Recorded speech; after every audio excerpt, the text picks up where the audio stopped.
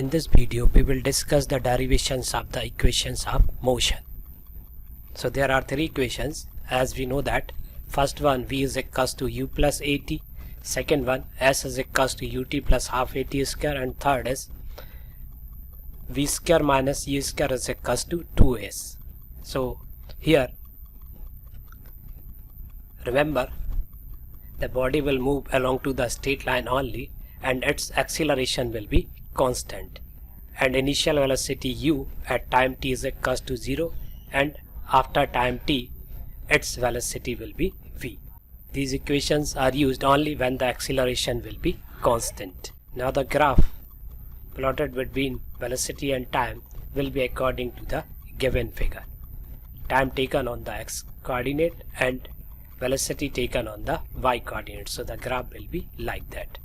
Let this is the initial velocity u, and at time t final velocity will be v. As we know that the slope of vt graph represent acceleration, so this concept will be used to find out first equation. Now to find out the slope of this graph, we will complete a right angle triangle. Then slope given by perpendicular divided by base. We can see in this graph the perpendicular will be v minus u, because to find perpendicular we subtract u from v,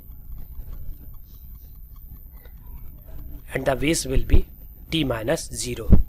So now the slope which represent acceleration, it is given by a is equals to v minus u divided by t minus 0.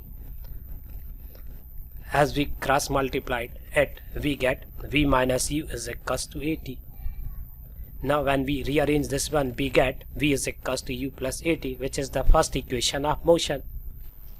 Now to find out the expression of second equation, we use the concept area under the vt graph represents displacement.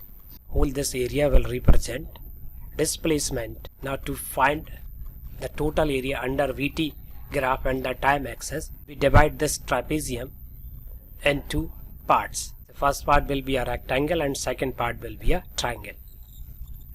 So to calculate the total area, initially we calculate the area of the rectangle, then we will add it in the area of the triangle. So now total displacement, area 1 plus area 2. Now the area 1, it is given by u multiplied by t. Area will be u into t. Now the area of the triangle, so it is half base into altitude. So base, here the base will be t and the altitude will be v minus u. Second area, it is given by half multiplied by t into v minus u.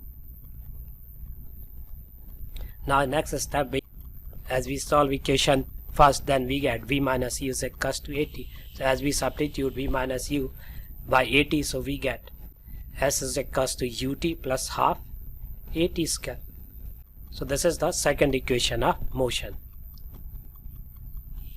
It is written as s is equals to ut plus half at square.